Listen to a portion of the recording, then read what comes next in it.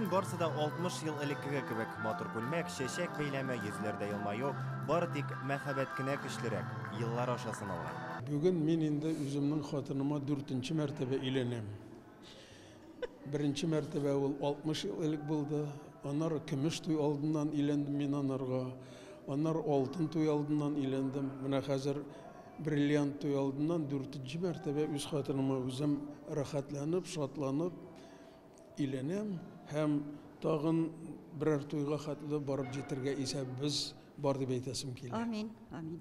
Мәхәббәт тарихы Казан педагогика институтында укыганда башланып китә. Лилия чит телләр факультетының 1нче курсында, Ринат филологиянең 2нче курсында укып йөри. Озын толымлы, күзлекле кызга бер күрүдә гашыйк була егет.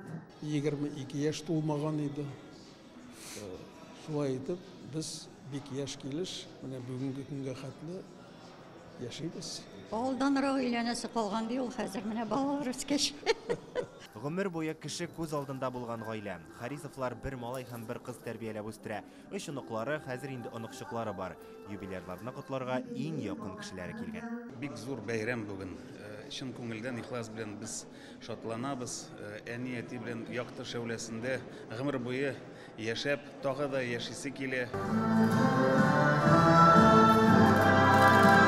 Мәхәббәтнең ныклыгын имзалары белән раслыйлар, пар балдаклар алышалар. Гаилә институтын ныгытуга керткән өлешләре өчен бүген Харисовларга Татарстан хөкүмәте исеменнән рәхмәт белдерелде.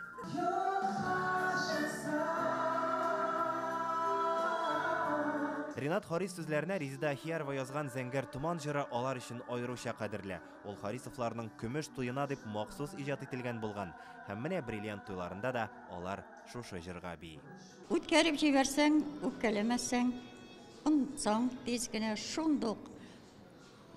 Андый-мондый кәеф бозылган чакта чәеңне куеп җибәреп, әйдә бергә чәй эчик дисәң, менә шуның белән бетте инде.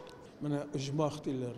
Оҗмах җир астында да түгел, 7 кат күктә дә түгел. Оҗмах ул өйдә хатының белән я ирең белән бергә оештырган дөнья, ул оҗмах дип атала. Илья Шакуров, Игорь Романов, Яңа Гасыр каналы.